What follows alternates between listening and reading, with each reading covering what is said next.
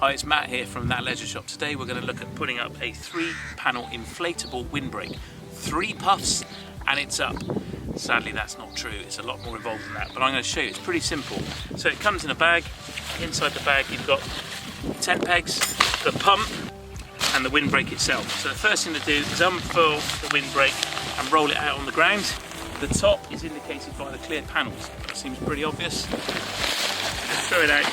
Now in each pole, these are the inflatable bits, so this is poleless, so we're going to inflate these. The first thing to do, really important, is you make sure that this is tight. This is how you deflate the windbreak later. When you're finished with it, just unscrew that, the air will come out. Make sure that's done up really tight. Now this pump will come with a range of adapters, okay? We want to go for this one. I've already popped it on actually, and this one will fit into pole, okay, the inflatable pole. Just pop it on like so. The other end screws onto the pump.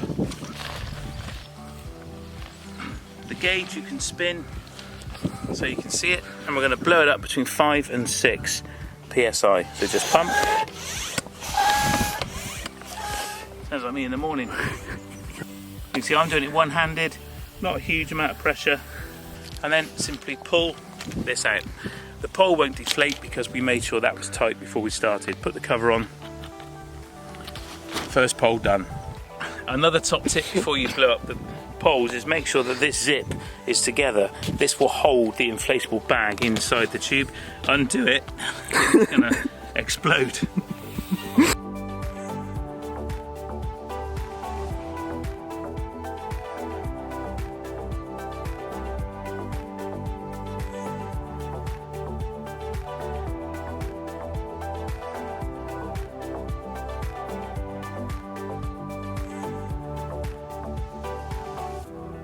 On the top of each inflated pole is a hoop, and you thread the guy rope through the hoop. Now you can do one of two things. You can either tie a knot as best you can, which is done like some kind of slip knot, like so, okay, or you can tie a knot in the end of the rope, like so. I wrap it around my finger, so we've got a hoop, and then thread the hoop through and feed it through on itself. The benefit of doing that is you can take the guy ropes off the windbreak if you want to use them on something else. Take the guy rope,